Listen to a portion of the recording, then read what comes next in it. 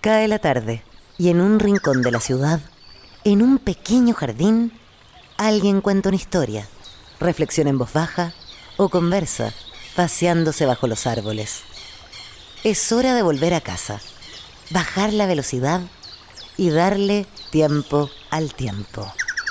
Christian Warnken nos abre la verja de su jardín para que respiremos aire puro y oxigenemos el espíritu. En Pauta, aquí comienza Desde el Jardín. Una presentación de Fundación Irarrázaval, desde 1920, al servicio de la educación, humanismo y técnica. Lo esencial de toda exploración será volver al propio jardín y ver las cosas por primera vez, decía el poeta T.S. Eliot. ¿Cómo están, queridos y queridas radiovidentes? Muy buenas tardes, saludo a todos los radiovidentes que nos escuchan en el sur, en Temuco, en la Araucanía, también en el norte, en Antofagasta, en la quinta región, Viña del Mar, Valparaíso, por supuesto Santiago, los que nos siguen por pauta.cl y también los que nos escuchan por Spotify. Me he encontrado con varios auditores o radiovidentes que me han dicho, escuché el programa, la conversación con tal en Spotify. Hoy día es 13 de marzo y en 2 días más se celebra el Día Mundial del Dormir. Lo van a encontrar si lo buscan en internet muchas veces como Día Mundial del Sueño. Vamos a ver si es lo mismo el sueño o el dormir, o hay un problema ahí de palabras o de alcance de palabras. Esto está organizado por la Sociedad Mundial del Dormir y el eslogan de este año es equidad mundial, o sea, equidad en el sueño o en el dormir para la salud general. Desde luego que es un tema fascinante el dormir en relación a una de las actividades dentro del dormir, que es el sueño. No digo que no sea interesante el tema mismo del dormir, sobre el que se han hecho muchos avances o descubrimientos en los últimos años, pero por supuesto que resulta fascinante el tema del sueño en relación al dormir. Y hoy día vamos a conversar con un viejo habitué, no porque sea viejo él, viejo habitué porque ha venido muchas veces al jardín, nuestro querido León Cohen. Él es psiquiatra de la Universidad de Chile, ustedes lo conocen, actor, es profesor o ha sido profesor de la Escuela de Teatro de la Universidad Católica. Hemos hablado del sueño y la dimensión onírica de la existencia en un programa hace mucho tiempo aquí en el jardín y es un gusto tenerlo acá. Espero que esto sea verdad y que no lo esté soñando, sino que, aunque el sueño también es una forma de realidad, León, ¿no? Buenas tardes. Por supuesto. Hola Cristian, muchas gracias por la invitación y que si esto fuera un sueño, es claramente indica que tienes ganas de invitarme a tu programa. Eso fue lo que soñé hace 4 días atrás. Entonces hablamos con el productor y dijimos, tengo que invitar a León Cohen a hablar del dormir primero. A ver, dormir y sueño. Hay una confusión ahí o se usa indistintamente y tal vez no es tan riguroso la palabra sueño por dormir, León. Tal vez podrías decir algo, partamos diciendo algo sobre eso. Imagínate algo tan familiar y tan imprescindible para todos los seres humanos, y no solamente para los seres humanos, también para muchos seres vivos, y entre ellos mamíferos, que es el cambiar cualitativamente y en forma drástica, porque uno se queda dormido de una manera, digamos, que no controla, de estado en el cual la conciencia prácticamente desaparece, eso que nos permite poder como darnos cuenta de las cosas, orientarnos en la realidad y en el mundo, ya no está. También progresivamente vamos perdiendo el control motriz de nuestro cuerpo, mientras tanto el resto sigue funcionando, nuestra respiración, el corazón y todas las cosas siguen funcionando. Y en ese cambio cualitativo y cuantitativo, digamos, de todo el organismo, eh, el cerebro, ¿cierto?, que está en estado del dormir en ese momento, se abre paso a otras funciones que son tan imprescindibles como las funciones, por ejemplo, del hígado, del corazón, ¿cierto? Y las múltiples funciones que hay en el cuerpo, que es la función del soñar.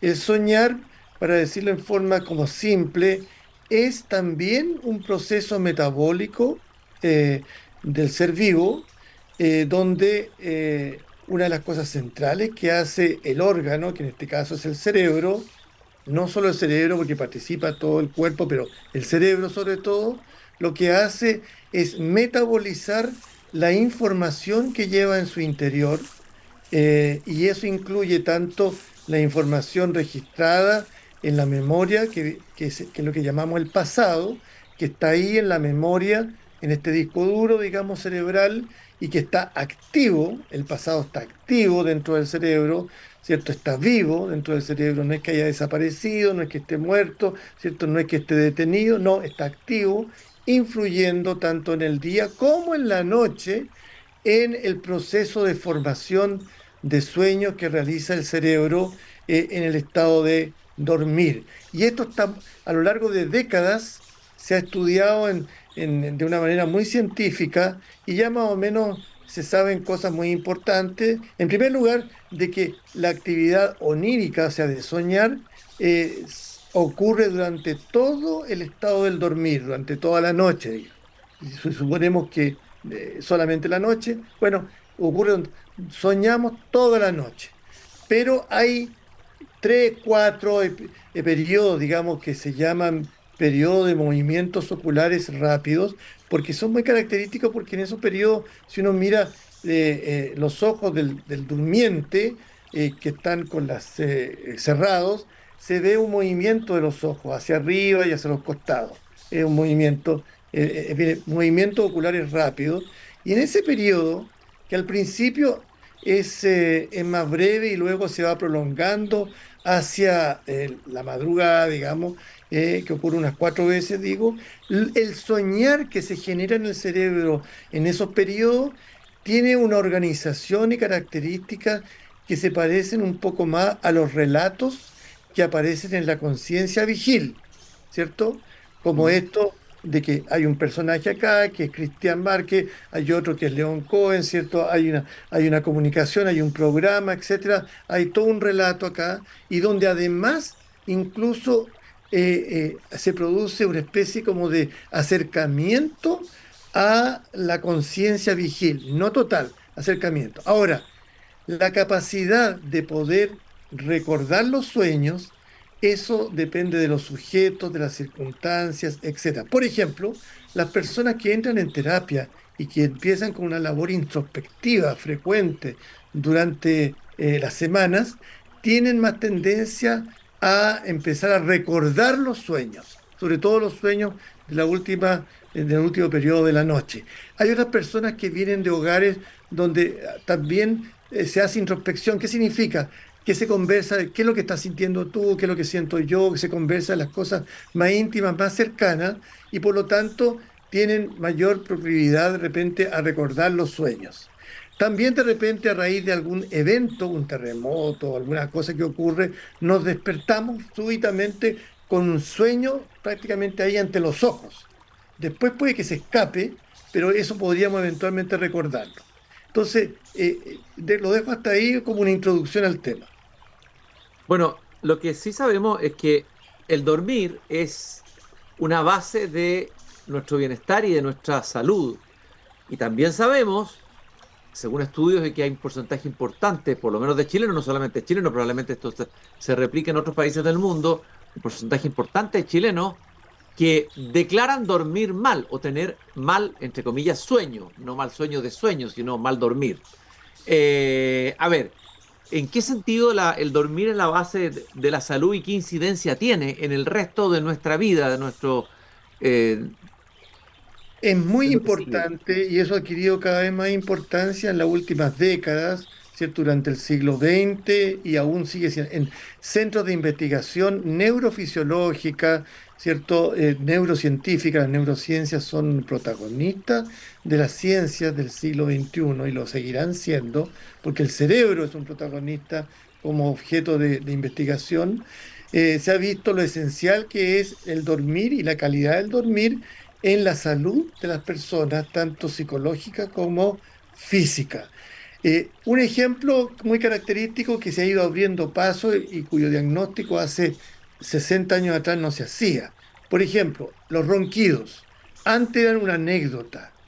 Después, en realidad, las investigaciones han mostrado que los ronquidos, que son la expresión sonórica de las apneas en que incurre una persona mientras duerme. O sea, apnea significa de que durante algunos segundos la persona no respira, no respira, no respira, no respira, y de repente el organismo hace un esfuerzo así tremendo para llegar y respirar, y ese esfuerzo es el ronquido, porque está a punto como de asfixiarse poco menos. ¿Y por qué ocurre eso? Porque el techo del paladar, la parte de arriba de acá, que tiene una cierta flojera por diversos tipos de características, puede ser porque por medicamentos que se toman, por ejemplo, los ansiolíticos producen eso, u otro tipo de circunstancias, hace que al dormir eso caiga y obstruya la vía respiratoria alta y por lo tanto dificulte durante el dormir la respiración. Entonces, esas apneas que se repiten durante la noche puede implicar que la sumatoria de todo eso puede implicar que durante muchos minutos durante la noche el cuerpo no se oxigena bien. En eso incluye el cerebro y todos los organismos. Y si eso se multiplica por semanas, meses y años, se van generando una condición que puede inducir patologías, tanto psicológicas, emocionales, como físicas, problemas cardíacos, problemas, digamos, de todo tipo. Por lo tanto, ahora ya se diagnostica la persona que ronca, va a centros del sueño, del dormir, se le hace un examen, ¿cierto? Con una máquina se queda a dormir en la clínica o en el hospital, ¿cierto? Y ahí se ve si tiene apnea. Si tiene apnea, en realidad el tratamiento número uno ahora es una máscara que propulsa aire para impedir que este techo se caiga durante la noche. Ese aire tiene que ser tibio y húmedo por una máquina que uno tiene al lado y tiene que usarla todo el tiempo. Y la persona se da cuenta que en realidad la necesitaba porque cuando no la usa, se da cuenta que en realidad despierta al día siguiente agotado, cansado, desanimado, medio deprimido, y era porque no respiraba en la noche. ¿Te fijas? Entonces, ahí hay un punto muy importante de lo que ha significado la investigación en el dormir en estas últimas décadas. Cada vez más personas usan el CPAP, que es la máquina que ayuda a poder respirar bien durante el dormir y así despertarse mejor y no enfermarse a raíz de todo esto. Sí, un amigo me comentó que había usado CPAP, pero me dijo, es lo menos erótico que hay. Es decir, imagínate tú la escena que terrible acostarse con esta máquina, con tu pareja, a lo mejor una pareja nueva, y tener que usarla, ¿no? Es decir, igual debe ser tremendo, incómodo al comienzo adaptarse al uso de esa máquina, ¿no? Claro, pero la pareja que tiene tu amigo debiera decir, si eres capaz de usarla y de perseverar en ella, quiere decir que puedes que seas un buen compañero hacia el futuro para mí. Ah, Y lógico, obvio. capacidad Sí. de compromiso y de cuidarse. Si te fijas solamente en la apariencia, cosa que a mí no me importa, quiere decir que no me va a servir. Oye, León, tú hablabas de el dormir y la evolución biológica. ¿Cuándo aparece el dormir en las especies animales? Cuál es el tránsito, el paso? ¿Cuáles son los primeros animales que duermen? ¿Cómo se va la evolución, Mira, la historia? Esto puede ser entretenido. aquí te voy a decir que ese tema lo tenía súper claro, pero ahora como que se me olvidaron los datos específicos. Eh, eh, no te los podría decir pero esto tiene miles de años en las especies animales. Eh, Hay mamíferos y aves también que duermen. Hay algunas especies que duermen con una mitad del cerebro y con la otra no. Eh, Hay aves que vuelan durante miles de kilómetros y parte de ese vuelo lo hacen durmiendo, con una parte de su sistema nervioso. Y por supuesto los mamíferos, los primates, ¿cierto? Y nosotros como parientes de ellos tenemos esto. O sea, no es algo específico de nuestra especie, es algo que viene ya desde hace miles de años atrás, y que tiene que ver, insisto en esto, con que estos seres vivos, eh, por ejemplo, como nosotros, necesitamos una etapa del dormir, que en algunos casos pueden ser minutos, en otros casos pueden ser horas, como el caso nuestro, que pueden ser entre 6 y 8 horas más o menos, eh, donde se produzca una renovación tanto física, corporal, como también cerebral. Y te diré una cosa, durante el dormir, estos procesos del soñar ¿cierto? Cerebrales, generan efectos muy significativos. Por ejemplo, eh, sirven para acentuar aquella información que el cerebro estima importante. Y por lo tanto el aprendizaje que se produce es reforzado durante la noche por estos procesos oníricos. eh, y hay otra información que es más prescindible, que el cerebro entonces la coloca en un plano más secundario o sencillamente no la refuerza, no la refuerza. También los estados, también procesos que están en la memoria como pasado o pasado reciente, también, es decir, de la última semana, de los últimos meses, el cerebro las metaboliza construyendo historias a través, que son los sueños, a través de los cuales trata de elaborar toda esa información de manera de morigerar, amortiguar la angustia que surge de ese tipo de recuerdos, de procesos, ¿cierto? Que están dando vuelta dentro de la mente. Y lo hace utilizando los mismos recursos con los cuales el cerebro fue construyendo lo que es el lenguaje. ¿Qué quiere decir eso? A través de la metáfora, a través del símbolo, a través de una construcción como el lenguaje. Y eso es muy típico en el soñar, porque resulta que el soñar, a raíz de lo mismo, muchas veces está cargado de metáfora y simbología que lo hacen a veces como muy difícil de poder entender. Y no es porque sea una cosa loca, sino que porque el cerebro lo hace, porque le resulta más económico poder construir relatos a través de imágenes que acumulan información, de manera que ese metabolismo se establece de una manera más económica desde el punto de vista energético para el cerebro, y esa información es metabolizada y elaborada, ¿cierto? Elaborada, ¿no? Por ejemplo, uno de repente puede haber soñado, ¿cierto? Con alguien, ¿cierto? Eh, eh, Pongámosle que, para no poner figuras más actuales, pero para, puede haber soñado, ponle tú, con Michelle Bachelet, ponle tú, ¿cierto? Entonces te dice, oye, ayer soñé con Michelle Bachelet y resulta de que ella se me acercaba de una manera así como ella es, así como muy, muy cálida, y yo llegaba y me distanciaba y decía, y la rechazaba, lo cual me llamaba la atención, la soñante, ¿cierto? Que decía, porque yo le tengo buena, incluso yo voté por ella, pero me producía como un rechazo.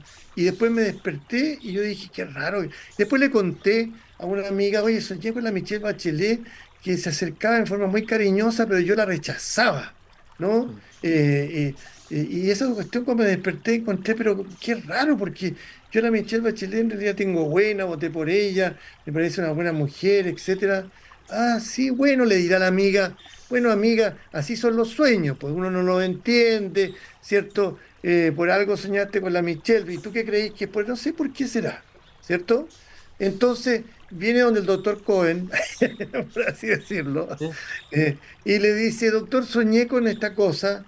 Entonces y yo le pregunto, claro, y parece que el sueño en realidad, en primer lugar usted tendría que tener claro de que si soñó con la Michelle Bachelet, esa no es la Michelle Bachelet, sino que es una parte suya que está graficada y figurada ahí en su sueño como la Michelle Bachelet, y donde hay muchas imágenes juntas. Por ejemplo, está la imagen de la mujer, está la imagen, una imagen maternal, está la imagen de la autoridad, está la imagen de una mujer como cálida, cercana, pero también hay una dinámica ahí donde aparece usted en el mismo sueño suyo, muestra una parte suya que es ambivalente frente a la figura femenina, que por un lado es una figura que parece a usted le produce agrado, pero también le produce rechazo, eh, y que le angustia un poco esa ambivalencia.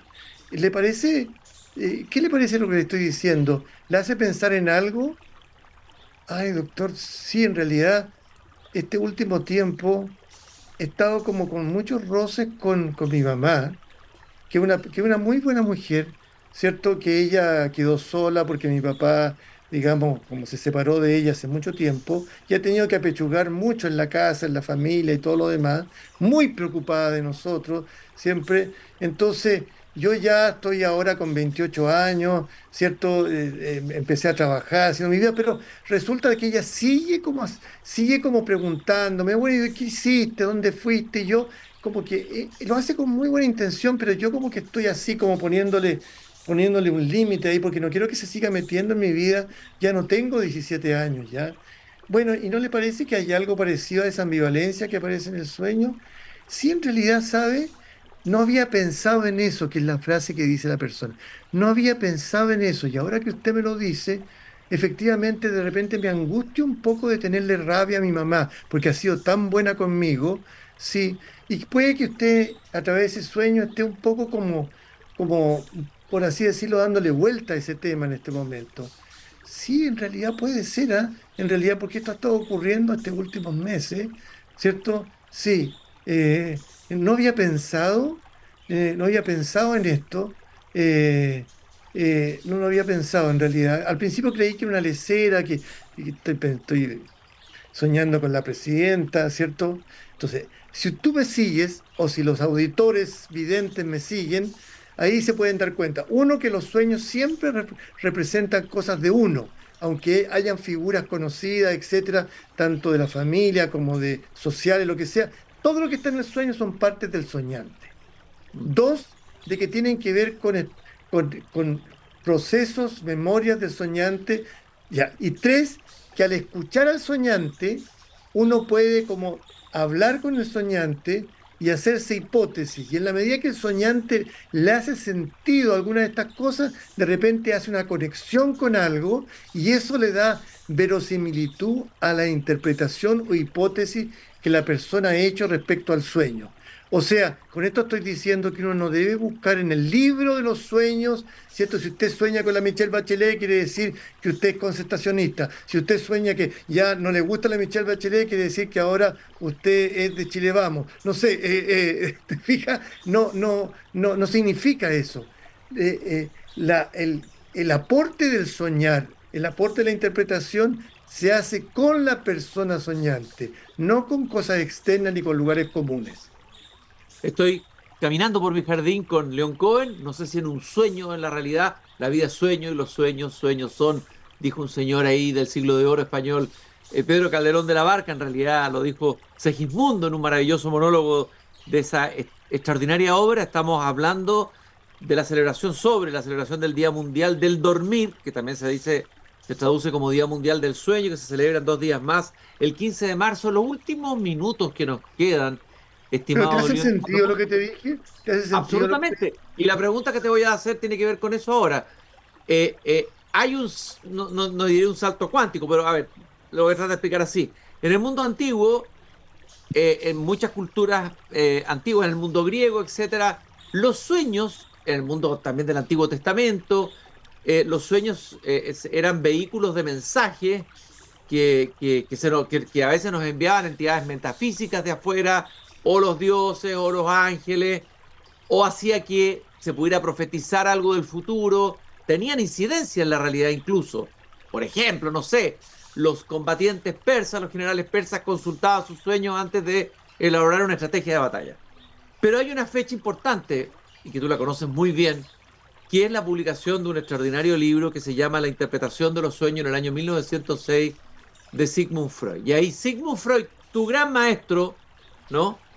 De alguna manera empezó a mirar los sueños no como una forma de comunicación de entidades metafísicas, sino que como la expresión simbólica del inconsciente de la persona y descubrió cosas y desde entonces se pegó un salto cuántico en la interpretación de los sueños. Después vino Jung y le agregó el inconsciente colectivo. A ver, ¿qué hemos aprendido y qué hemos avanzado en la mirada psicoanalítica desde Freud, pasando por Jung y por otros, de los sueños, León?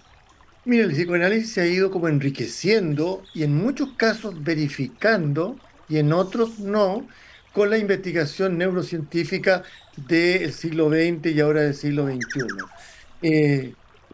Todo esto, digamos que, que en el pasado se veía como un tema, digamos, que venía de entidades metafísicas, mágicas, etcétera. Actualmente, como lo dije yo hace un rato atrás, se transforma en algo útil para la persona y una expresión del funcionamiento del cerebro, del cuerpo, por lo tanto de la psique y del soma juntos, y no de una cosa metafísica o extraña.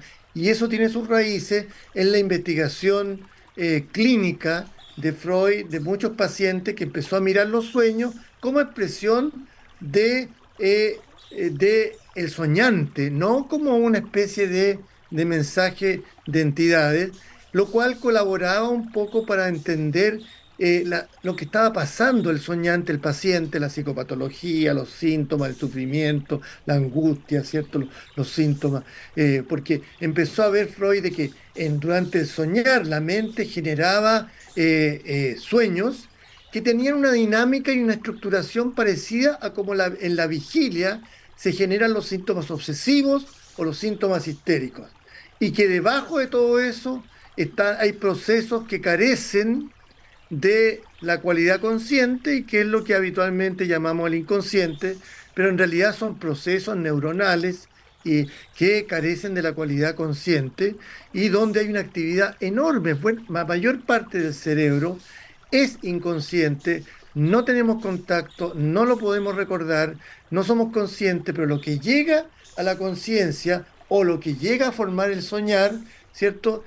Ahí nos vemos sumidos en el tratar de entender. En la vigilia tratamos de entendernos mutuamente porque lo que aparece en la vigilia igual es algo que no está tan transparente. Por eso los seres humanos nos cuesta tanto relacionarnos. Y durante el soñar es aún más misterioso porque está lleno de simbología, ¿cierto? De metáforas, etcétera. Pero en ambos casos, el esfuerzo del investigador, del terapeuta, etcétera, es poder hacerse hipótesis respecto a qué está, tanto en la vigilia como sobre todo en el soñar, de qué cosas están ocurriendo en el interior de la persona que nos puedan servir para entender lo que a la persona le pasa, ¿cierto? Tanto en sus síntomas psicopatológicos como en su vida, digamos, cotidiana, ¿no? De manera de que la verdad es que a lo largo de las décadas el soñar se ha ido tomando mucho más en serio, ¿no? Por supuesto, todavía hay mucho prejuicio de parte de mucha gente, porque muchas veces se toma de una manera así muy superficial, ¿no? Pero en verdad, lo clave para poder interpretar un sueño es escuchar al soñante y no salirse de ahí, ¿ya? Y es en esa interacción entre el soñante y la persona que escucha e interpreta, el soñante puede llegar a tener lo que se llama un insight. Decir eso que te decía recién, no había pensado en eso. Como que descubre algo de sí mismo a través de un sueño que en realidad creía que tenía que ver con otra cosa. León, te quiero agradecer muchísimo esta interesantísima, como siempre, conversación, este paseo en este jardín, en este sueño que es la vida. La vida también es un sueño, como decía Calderón de la Barca. Muchas gracias por haberme acompañado esta tarde de 13 de marzo del 2024. El 15 de marzo celebramos entonces el Día Mundial del Dormir. Y la idea fuerza de esta celebración es la equidad del sueño para la salud global. Muchas gracias, León, por habernos acompañado. Gracias por la invitación y mucha suerte. Y nosotros, queridos radiovidentes, nos encontramos nuevamente mañana aquí a las 8 de la tarde, cuando puntualmente yo abra la verja de mi jardín. Y a ver si sueñan y apuntan sus sueños. Puede ser interesante recoger ese material con todo lo que nos estaba explicando recién el profesor León Cohen. Hasta mañana. Gracias por haberme acompañado. Es hora de cerrar la verja de madera del jardín. Pero Christian Warnken la volverá a abrir todos los días de lunes a viernes a las 20 horas en Radio Pauta, cuando comience de nuevo Desde el Jardín. Una presentación de Fundación Irarrázaval, desde 1920 al servicio de la educación, humanismo y técnica.